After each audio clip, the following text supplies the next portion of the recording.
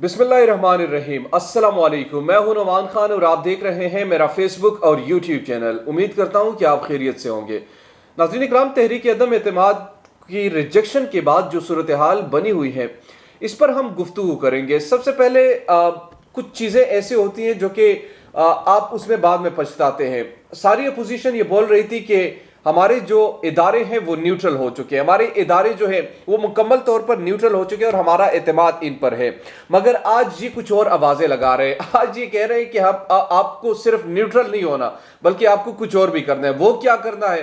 اب تو وہ نیوٹرل ہو گئے ہیں، اب جو ریجیکشن ہوئی ہے ان کے کہنے پر نہیں ہوئی۔ D G I S P R نے کہہ دیا ہے کہ جس طریقے سے یہ سب کچھ ہوا اس میں ہمارا کوئی کردار نہیں ہے، مگر مولانا فضل الرحمان صاحب فرماتے ہیں کہ نہیں، آپ کو صرف نیوٹرل نہیں رہنا، آپ نے اپنی پوزیشن اس وقت واضح کرنی ہے۔ ہمیں غدار قرار دیا گیا ہے، تو کیا غدار قرار دیا گیا تو وہ آپ کے ساتھ کھڑے ہو جائے یا کیا آپ ان سے چاہتے ہیں؟ اچھا، یہ پاکستان میں جو اس وقت یہ کھیل کھیلا جا رہا ہے، سپریم کورٹ میں اس وقت میچ جو پھنسا ہوا ہے، کیا اس سے کوئی نتیجہ نکلے گا یا نہیں نکلے گا؟ اور دوسری جو اہم چیز ہے، جنرل باجوہ اس حوالے سے بڑی امپورٹنٹ ان کی ایک سٹیٹمنٹ ہے۔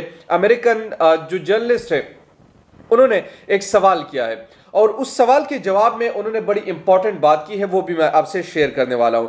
اس کے علاوہ شہباز شریف نے ایک امپورٹنٹ پریس کانفرنس کی ہے اور اس میں بھی آرمی چیف کو لتاڑا ہے۔ آرمی چیف کو فرماتے ہیں کہ آپ نے یہ کام کرنا ہے۔ شہباز شریف صاحب، زرداری صاحب، مولانا فضل الرحمان صاحب، بلاول صاحب، وہ D G I S P R کو ٹیگ کر رہے ہیں کہ آپ نے بھائی یہ کام کیا ہے یا آپ یہ کام کرنے والے ہیں۔ آخر ایسا یہ کیوں کرنے والے ہیں؟ آخر ایسا یہ کیوں کر رہے ہیں اور وہ چاہتے کیا ہے؟ اس پر آج ہم بات کریں گے اور بڑی ڈیٹیل سے میں آپ کے سامنے وہ تمام چیزیں رکھنے والا ہوں کہ ان کے عزائم کیا ہے، ان کے مقاصد کیا ہے، یہ حاصل کیا کرنا چاہتے ہیں، یہ کر کیا رہے ہیں اور یہ کس اسکیل کی طرف اب جا رہے ہیں۔ اس پر ہم بات چیت کریں گے، لیکن اس سے پہلے اگر ابھی تک آپ نے ہمارے چینل کو سبسکرائب نہیں کیا تو کائنڈلی ہمارے چینل کو سبسکرائب کیجئے، بیل آئیکن کو ضرور پریس کیجئے تاکہ نئی آنے والی اور لیٹسٹ اپڈیٹ سے آپ باخبر رہیں۔ ناظرین اکرام، سب سے پہلے آج کی اس ویڈیو کا آغاز میں آرمی چیف کی ایک جو سٹیٹمنٹ ہے اور اس سٹیٹمنٹ کو بڑا ابھی سوشل میڈیا پر پذیرائی مل رہی ہے۔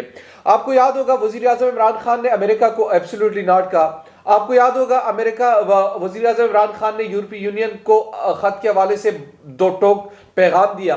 آپ کو یاد ہوگا وزیر اعظم عمران خان کا موقف امریکہ کے حوالے سے بڑا دو ٹوک تھا۔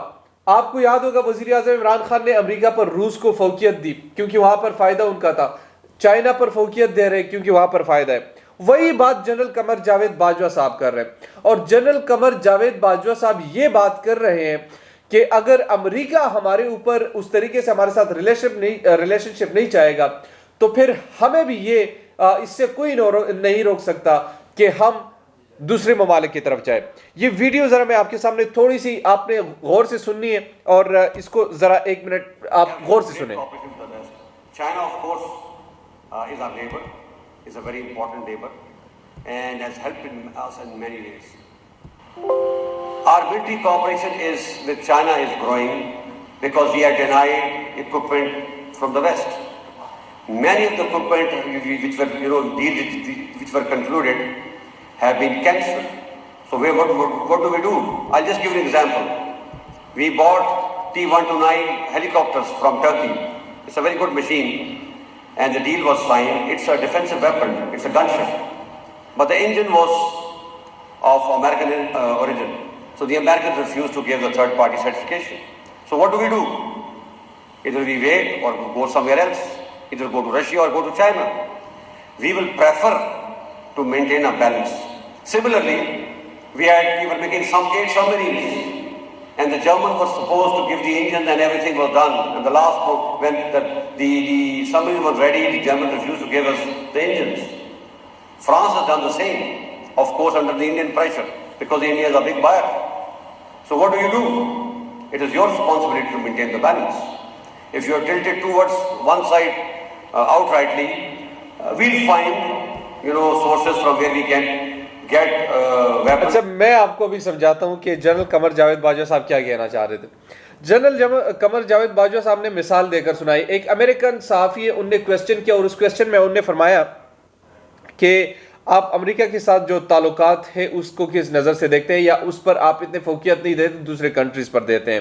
اس پر جنرل قمر جاوید باجوہ صاحب نے فرمایا کہ دیکھو میں آپ کی ایک مثال سے سمجھاتا ہوں. مثال انہوں نے دی کہ اگر میں نے ایک ہیلی کاپٹر کہیں سے بائی کیا، اس میں ایک مسئلہ انجن کار ہے، وہ انجن اس ملک کے ساتھ نہیں ملتا، وہ امریکہ کے ساتھ ملتا ہے اور وہاں سے مجھے سرٹیفکیٹ ملنا ہے، مگر امریکہ کسی کی پریشر میں آ کر وہ مجھے نہیں دیتا، تو کیا مجھے دوسرے ممالک کی طرف نہیں جانا پڑے گا؟ کیا مجھے رشیا اور چائنا کی طرف نہیں بھاگنا پڑے گا؟ کیا میں ان کے ساتھ اچھے تعلقات نہیں بناؤں گا؟ سیم یہی چیز ہمارے ساتھ جرمنی میں بھی ہوئی اور فرانس میں بھی ہوئی، کیونکہ فرانس اور جرمنی جو ہے انڈیا ان کا کافی اچھا خاصا بائر ہے، تو انڈیا کی طرف سے پریشر ان پر ہوتا ہے، اور جب پریشر ان پر بلٹ ہو جاتا ہے تو یقینی طور پر پھر وہ کسی بھی طور پر یعنی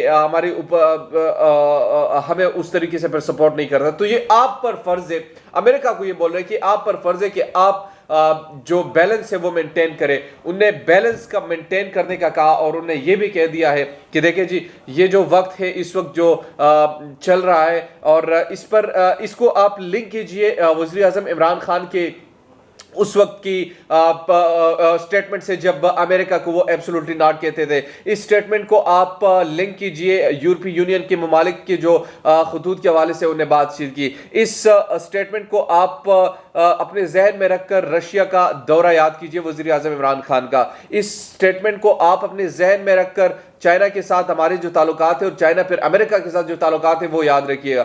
ابھی جو امریکہ کو بنیادی طور پر ایک پرابلم ہے، اس پرابلم کے نتیجے میں صرف دو چیزیں ہیں، اور وہ دو چیزیں یہی ہے کہ وہ چائنا کے ساتھ یا رشیا کے ساتھ کیوں اپنے تعلقات بلڈ کر رہے ہیں.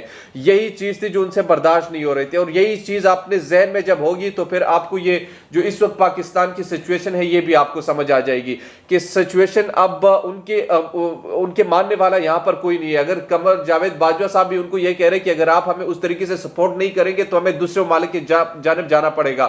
یہاں پر عمران خان الگ ایبسولوٹلی ناٹ کا جواب دے کر ان کو مزید تڑپانے کی کوشش کرتے ہیں. تو پھر ان کو چاہیے ایسا زرداری جیسا بندہ، شہباز شریف جیسا بندہ جو ان کو کچھ بھی کہے اور وہ کہے یس سر. یس سر والے بندے ان کو چاہیے، اور اس کے لیے تمام تحریک کا آغاز کیا تھا.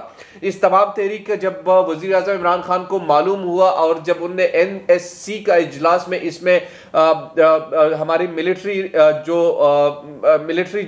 آپ کہہ لیجئے ادارے، ان کے جب سٹیمپ انہوں نے لگوا دی تو پھر یہ باہر سامنے چیز آ گئی. اب شہباز شریف صاحب جو چیخ رہے ہیں، اور زیادہ میں آپ کو آج بھی بتا رہا ہوں کہ یہ پسیں گے مزید اس میں. اس کی وجہ یہ ہے کہ ان کے بڑی ملاقاتیں ہیں جو کہ ابھی ایکسپوز ہونے والی ہیں. انہوں نے ملاقاتیں کی ہیں، وہ ملاقاتیں کہاں پر ہوئی، ان ملاقاتوں میں کیا چیزیں ڈسکس ہوئی، وہ تمام چیزوں کے ایسے شواہد موجود ہیں جو یقینی طور پر بعد میں یہ خود اپنے لیے ایک ایسی مشکل کڑی کریں گے کہ آپ کو یعنی ان سے گن آ جانی ہے. یہ پاکستانی قوم جو ہے، یہ جس طریقے سے انہوں نے بیچا ہے، پاکستانی قوم کو جس طریقے سے انہوں نے اپنے مفاد کے لیے استعمال کیا ہے، پاکستانی قوم کو ان نے اگر بیوقوف قوم سمجھ کر اپنے فائدے کے فیصلے حاصل کرنے کے لیے ان کے ساتھ معاہدے کیے تھے، تو اگر اس معاہدے کی جو تمام ڈیلز ہیں وہ آج یہاں پر ختم ہو رہی ہے، تو یقیناً مجھے پھر یہ کہنا چاہیے